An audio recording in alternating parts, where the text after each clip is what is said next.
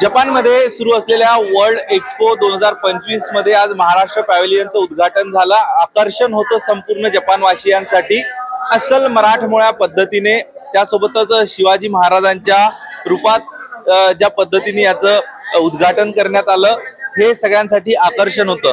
नेमकं या सगळ्याबद्दल इथल्या मराठी लोकांना काय वाटतं, त्यांच्यामध्ये कसा उत्साह या एक्सपोचा आहे ते आपण जाणून घेणार आहोत। सर, काय सांगाल तुम्ही? आज तुम्हाला या ठिकाणी पार्टीचे म्हणजे सहभागी होण्याची आणि सादरीकरण करण्याची संधी मिळाली। नमस्कार, मी शशांक। आम्हाला एक खूप अभिमान वाटतोय माझा आणि सर्व मराठी बांधवांचा की त्यांनी इथं सगळं आपल्या मराठी संस्कृतीला खूप पुढे नेण्याचं आणि सगळं आपला कल्चरल ॲस्पेक्ट दाखवण्याचा खूप इथं चांगला प्रयत्न केलेला आहे आणि बाहेरचे लोकही आपल्या ओसाकामधल्या एक्सपोमध्ये खूप छान प्रतिसाद देत आहे, याचा मला खूप अभिमान वाटतो आणि खूप छान वाटतं। तुमची काय सगळी आजच्या सगळ्या कार्यक्रमाबद्दल प्रतिक्रिया आहे? कारण एरवी बघितलं तर आपण आज तुम्ही नऊवारी नेसून आलात, एरवी जर बघितलं तर अटायर वेगळा असतो, आज संधी मिळाली तुम्हाला। मी तशी पुण्याची, त्यामुळे मला नऊवारी आणि लेझिम याच्याबद्दल ऑलरेडी खूप अभिमान आहे आणि मी हेच माझी कला आज भारत पॅव्हेलियनमध्ये दाखवू शकले आणि नऊवारी अशा या पारंपरिक पेशावर मी वावरती आणि लोक माझे फोटो काढतायत, जॅपनीज वर्ल्ड वाईड लोक येत आहेत, याचा मला खूप गर्व वाटतो आणि अभिमान वाटतो।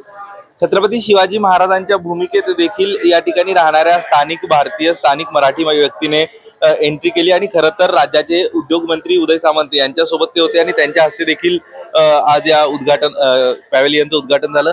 कसं वाटतंय एकूण आणि किती गर्व वाटतोय हा पोशाख परिधान केल्यावर? हा पोशाख परिधान करून तर गर्व वाटतोच, पण तोच म्हणजे महाराष्ट्राचं आणि महाराष्ट्राचं आपण दुसऱ्या देशामध्ये रिप्रेझेंटेशन करताना ते पण शिवाजी महाराजांच्या वेशामध्ये तो एक वेगळी एनर्जी आणि वेगळ्या अभिमानाची गोष्ट आहे आमच्या सगळ्यांसाठीच म्हणून। कारण ग्रुपनी जितकं हे केलेलं आहे,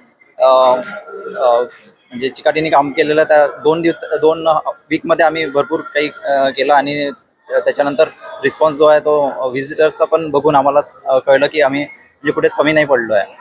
तुमची काय प्रतिक्रिया आहे? आज तुम्ही देखील मावळ्याच्या वेशात आहात आणि जपान मधल्या या ठिकाणचे जे स्थानिक लोक आहेत त्यांनी तुम्हाला बघून काय प्रतिक्रिया दिल्या? जसं आपण म्हणतो छत्रपती शिवाजी महाराज याच्यातच जेवढा जोश आहे तेवढंच त्यांच्यासाठी मरणारे मावळे तो पोशाख परिधान करताना पण तेवढाच जोश अंगात येतो आणि डेफिनेटली जेव्हा जॅपनीज लोकांनी हे पाहिलं त्यांना नक्कीच हे पोशाख आणि पारंपरिक पद्धती पाहून वेगळं वाटलं आणि बहुत साऱ्या लोकांनी आमच्याबरोबर फोटोही घेतले। त्यांना हळूहळू आपली मराठी संस्कृती कळायला लागली आहे आणि फ्युचरमध्ये नक्कीच आपल्याला नवीन काही गोष्टी बघायला मिळतील।